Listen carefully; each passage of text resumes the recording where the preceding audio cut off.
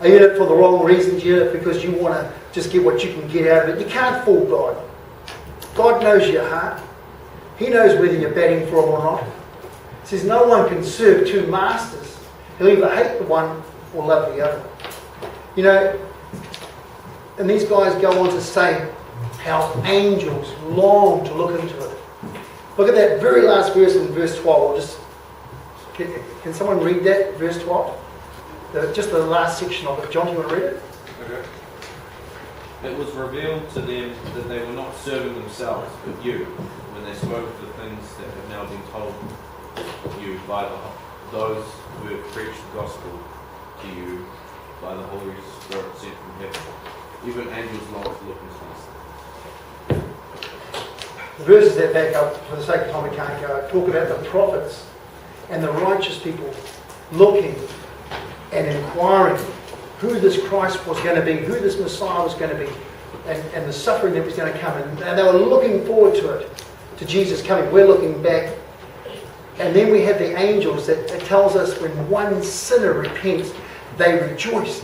And angels longed and are looking and they want to see salvation. And they would long to experience it. But they can't experience it. And the reason why angels can't experience it is because they're eternal beings. Only we can experience what it means to be forgiven of God. Only we can experience what it means to be encapsulated by the mercy of God. This abundant mercy. By His grace. Angels can't experience that. We've tasted the heavenly gift as Christians at justification. And we endure and we persevere because of sanctification. We hang in there, these trials, we get tested time and time again, and it never stops and it never ends. It'll stop 3 minutes after you're dead. You say, I don't know if I want to become a Christian. It's worth it. It's worth it because guess what? God's there. Next slide there, mate. Jesus. This is the reason. Our salvation is protected by the power of God. It is proven by trials. Our promised promotion. It is our promised promotion and it is predicted by the prophets. It's a big deal. It's a massive deal. This is what it's all about. Mark asked me why I brought the push bike up.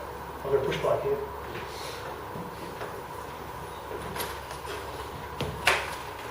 For those of you who are way back, I'll put it up here. I wasn't going to put it up here. But you see, the problem is this push bike, it ain't going to work if it's upside down.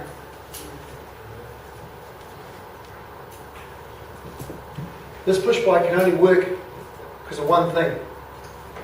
The axle. Okay? The axle. It's in the middle there. Without this axle, this bike ain't going to go. And in my analogy here, God represents the axle. The hub represents glorification. This is where we're going to be. Right with God, right close to God, right next to the axle. That's when we die. That's where barriers. This is the hub. The spokes represent our various troubles, our various trials, our various hardships, our battle against sin, our battle against self. We're our own worst enemies. The flesh is constantly letting us down. We say dumb things, we do dumb things, we look at dumb things. And God is turning up the heat to erode these sins. And we're along here somewhere. And these spokes, they can be coming from all angles. They can be coming from outside the church, within the church, from our Christian friends, from our non-Christian friends, from us, from Satan, from the world. And actually, we're getting bombarded from every single angle. And we're hard pressed. And we want to give up. But we don't give up. And the reason why we don't give up is because of justification. This is the outer rim. See that rim there on the outside? That one there? That's justification. So justification is the outer rim. Sanctification is the spokes, the troubles. And glorification is the hub. The three together make a complete wheel. Without those three, the wheel can't work. You got it? You understand that? But the wheel can't work without the axle. The axle's the most important thing. Because without the axle, it ain't going to happen. And you see, we're born in this black world. And we're walking along and we're looking for answers. And you too, I still haven't found what I'm looking for. And we're walking amongst ungodly people. People who say party till you puke, sex and drugs and rock and roll, rape and pillage. Let's do it, do it, do it, do it, do it, do it, do it, do it, do it. Next thing you're lying down and going, oh my God, what am I doing here? I've wasted my life. I've spent it on myself. What have I done? It's a fearful thing to fall into the hands of the living God. But just pretend this person's walking along and he comes across a person called a born-again Christian who's got this living hope, who's got this inheritance that Peter talks about, who's got this abundant mercy.